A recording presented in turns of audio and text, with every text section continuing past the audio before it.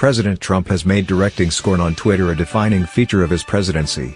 But when the animus is leveled back at him, the nation's leader has a habit of silencing those critics by blocking them. Now a federal judge says Trump is to face the heat, ruling that the president and his staff blocking anyone on Twitter is unconstitutional because the platform amounts to a public forum.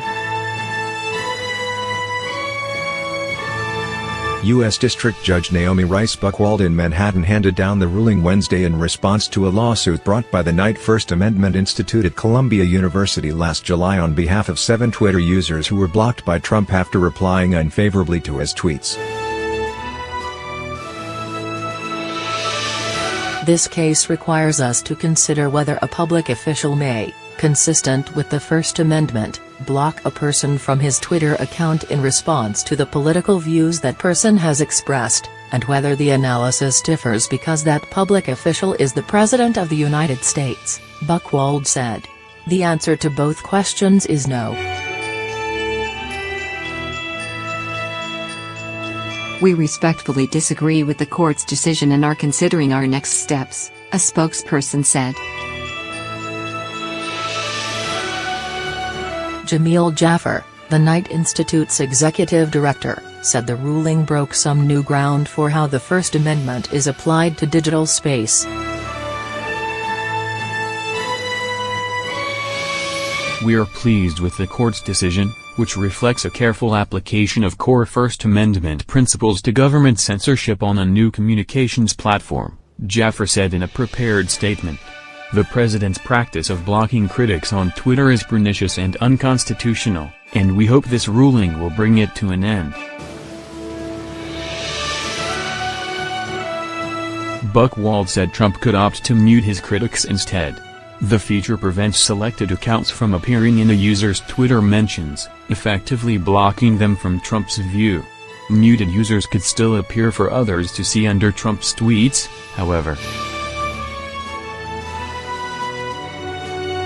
Muting equally vindicates the president's right to ignore certain speakers and to selectively amplify the voices of certain others but, unlike blocking, does so without restricting the right of the ignored to speak, Buchwald said.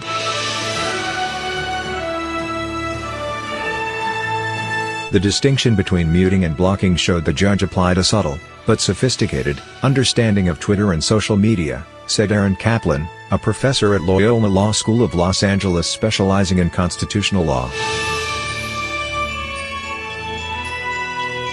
The judge wrote a very careful opinion, Kaplan said. The most important part was she really understood how the technology works.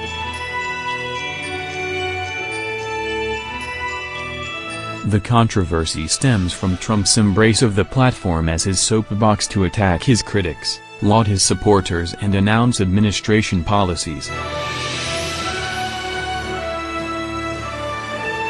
The judge's ruling noted that Trump has used his personal account, which has 52.2 million followers, to announce that the U.S. military would not accept or allow transgender individuals to serve, that he intended to nominate Christopher Wray to head the FBI, and that he was firing Secretary of State Rex Tillerson and Secretary of Veterans Affairs David Shulkin.